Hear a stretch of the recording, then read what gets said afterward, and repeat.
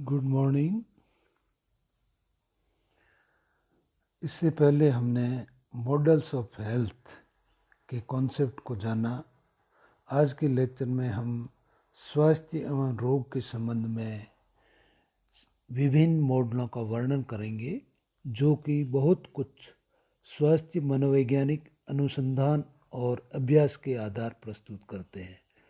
स्वास्थ्य मनोवैज्ञानिक यानी हेल्थ साइकोलॉजिकल और रिसर्च अनुसंधान यानी रिसर्च और प्रैक्टिस अभ्यास यानी प्रैक्टिस के आधार प्रस्तुत करते हैं। उसमें पहला है जैविक मनोसामाजिक एवं जैविक मनोसांस्कृतिक मॉडल यानी bio psycho social and bio psycho cultural model. यह मॉडल स्पष्ट करता है कि स्वास्थ्य या रोग तीन तत्व यानी 3 एलिमेंट्स की पारस्परिक प्रतिक्रिया का प्रतिफल है। यानी ये जो 3 एलिमेंट्स हैं, इनके इंटरडिपेंडेंस रिएक्शन का रिजल्ट है या प्रतिफल है। ये कौन कौन से तत्व है? फर्स्ट है जैविक यानी बायो, सेकेंड है मनोवैज्ञानिक यानी साइको सोशल, और थर्ड है सामाजिक यानी सोशल, अथवा इसको कल्चरल या सांस्कृतिक मॉडल भी कह सकते हैं। इस मॉडल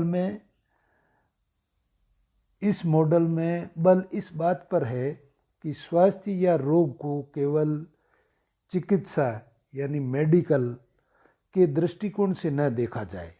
मतलब ये जो मॉडल है, इसमें ये हम जनरली ये देखते हैं कि जो स्वास्थ्य का नाम लेते ही मेडिकल के आधार पे या स्वास्थ्य के आधार पे देखते हैं, तो ये मॉडल चिकित्सा या मेडिकल के दृष्टिकोण से न देखा जाए, वरन इनकी ओर संपूर्ण सामाजिक यानी सोशल और सांस्कृतिक यानी कल्चरल परिवेश में भी ध्यान दिया जाए। यानी सोशल और कल्चरल एनवायरनमेंट है, उसके अंदर भी ध्यान दिया जाए, उसकी तरफ भी ध्यान दिया जाए। जैविक चिकित्सा मॉडल यानी मेडिकल मॉडल, जो अभी तक स्वास्थ्य मनोवैज्ञानिकों यानी हेल्थ साइकोलॉजिस्ट के कार्यक्षेत्र यानी स्कोप को परिभाषित करता रहा है, वह केवल रोग की रोकथाम यानी रोकथाम का मतलब प्रिवेंशन, रोकथाम प्रिवेंशन कैसे होगा, निदान यानी डायग्नोसिस कैसे होगा, और उपचार यानी ट्रीटमेंट, इसके ऊपर यह केंद्रित रहता है। यह अस्पतालों या क्लिनिक में कार्य करने वालों या शारीरिक रोग या मानसिक अस्वस्थता को दवाइयाँ देकर या शल्य चिकित्सा प्रदान करके उपचार करना ही मुख्य कार्यक्षेत्र या लक्ष्य समझता है।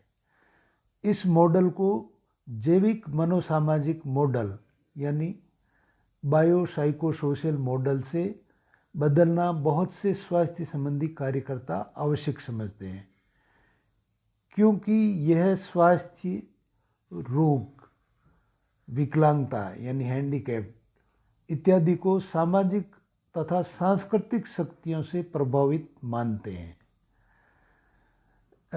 इसको जो है वो सांस्कृतिक या सोशल या कल्चरल शक्तियों को भी प्रभावित मानते हैं। चिकित्सा मॉडल के संदर्भ में जब हम स्वास्थ्य मनोविज्ञान को परिभाषित करते हैं, मतलब हम हेल्थ साइकोलॉजी को चिकित्सा मॉडल के संदर्भ में परिभाषित करते हैं या उसको समझते हैं, तो ये अधिक उचित लगता है कि इसे रोग मनोविज्ञान यानी इलनेस साइकोलॉजी कहा जाए। यानी हम इसको उस तरीके से माने तो इसको इलनेस साइकोलॉजी या रोग मनोविज्ञान कहा जाए, क्योंकि इसका केंद्र बिंदु रोग व्यवहार यानी बिहेवियर, डिजीज के जो बिहेवियर है वह रोग प्रबंध यानी मैनेजमेंट होता है। आवश्यकता इस बात की है कि अधिक सामाजिक एवं सांस्कृतिक दृष्टिकोण से स्वास्थ्य की ओर ध्यान दिया जाए। यानी हम इस मॉडल की से देखते हैं तो सोशल और कल्चरल रेफरेंस से स्वास्थ्य को भी देखा जाए। नेक्स्ट है बायोमेडिकल मॉडल। इस मॉडल के अनुसार रोग की जो व्याख्या करते हैं वो विफती शारीरिक प्रक्रियाओं के आधार पर, विफती यानी कॉन्ट्रास्ट फिजिकल प्रोसेस के आधार पर की जा सकती, जैसे कि शरीर में जैविक रासायनिक यानी बायोकेमिकल असंतुलन या स्नायु दैहिक विकार यानी न्यूरोफिजियोलॉजिकल एबनॉर्मलिटी के आधार पर। और यह मॉडल मानता है कि मनोवैज्ञानिक तथा सामाजिक प्रक्रियाएं बीमारी संबंधी प्रक्रिया से अलग थलग है, क्योंकि ये जो बायोमेडिकल मॉडल है ये साइकोलॉजिकल और सोशल प्रक्रियाओं को नहीं मानते हुए यह सिर्फ बायोमेडिकल को मानता है। इसलिए ये कहता है कि ये बिल्कुल सही नहीं है, इससे अलग थलग है। जैविक चिकित्सा मॉडल यानी इसको बायो मेडिकल मॉडल कह सकते हैं, वो एक ही है बायोमेडिकल मॉडल। इसकी क्या विशेषताएं क्या क्या है, इसमें क्या होता है? उसमें पहला है यह लघुकृत मॉडल यानी रिडक्शनिस्ट। इससे तात्पर्य है कि ये रोग को इसके निम्न स्तर की प्रक्रियाओं में घटा देता है, यानी रोग को इसकी निम्न स्तर की प्रक्रियाओं में घटा देता है, जैसे कोषों यानी सेल्स की अव्यवस्था एवं रासायनिक असंतुलन, केमिकल इम्बैलेंस। यह सामान्य सामाजिक एवं मनोवैज्ञानिक प्रक्रियाओं की भूमिका को कोई महत्व नहीं देता है। यह जो है सामान्य जो सोशल और साइकोलॉजिकल जो प्रोसेस है इसकी प्रक्रियाओं को या इसकी भूमिका को यह महत्व नहीं देता है। सेकेंड है यह बीमारी का एकमात्र तत्व मॉडल है, सिंगल फैक्टर मॉडल मानता है। यह जो बायोमेडिकल मॉडल है वो बीमारी का एकमात्र तत्व सिंगल फैक्टर मॉडल मानता है इसी को ही। इससे तात्पर्य है कि रोग की व्याख्या केवल जैविक अव्यवस्था के संदर्भ में करता है, यानी ये जो करता है रोग की व्याख्या या जो बीमारी होती है उसकी व्याख्या जैविक यानी सिर्फ बायो अव्यवस्था के संदर्भ में ही करता है, रेफरेंस में करता है। यह अनेक उन तत्वों को कोई महत्व नहीं देता जिनमें से कुछ तो जैविक हो सकते हैं, किंतु बाकी अन्य ऐसे तत्व जो रोग के विकास के लिए उत्तरदायी होते हैं। यानी दूसरे जो है वो कहते हैं कि दूसरे जैविक के साथ साथ में दूसरे तत्व होते हैं, लेकिन ये बायोमेडिकल मॉडल है ये सिर्फ जैविक को ही मानता है, अन्य तत्व उसके डिजीज के लिए या बीमारी के लिए कोई उत्तरदायी तत्व नहीं मानता है। फिर तीसरा है यह मॉडल स्पष्ट रूप से मन शरीर के ध्रुवीकरण को अपनाता है। मन शरीर के ध्रुवीकरण यानी यह मानता है कि मन तथा शरीर अलग तत्व है, यानी ये मन को और शरीर को, मन यानी माइंड और शरीर यानी फिजिकल जो है ये अलग तत्व है, ये दोनों एक नहीं है। और चौथा है यह स्पष्ट रूप से रोग को स्वास्थ्य से अधिक महत्व देता है। यह रोग जो डिजीज है बीमारी है इसको स्वास्थ्य से अधिक महत्व देता है। इसका मतलब ये हुआ कि यह उन कॉन्ट्रास्ट को ध्यान अधिक केंद्रित करता है जो रोग की ओर ले जाने वाली होती है। मतलब ये उन कॉन्ट्रास्ट को या उन विफलताओं पर ध्यान देते हैं जो रोग की ओर ले जानी होती है, न कि उन दशाओं की जो स्वास्थ्य को प्रोत्साहित करती है। यानी साइकोलॉजिकल तो ये मानते हैं कि उनकी तरफ चलें, यानी व्यक्ति पहले से ही स्वस्थ रहेगा तो स्वास्थ्य की ओर स्वस्थ रहें उसके लिए क्या क्या कार्य करें ताकि प्रोत्साहित करें तो वो स्वस्थ बना रहे, जबकि ये जो बायो है ये उसकी ओर ध्यान नहीं ज़्यादा प्रोत्साहित नहीं करता है। ये तो भी इसकी कुछ विशेषताएं या अच्छाइयाँ।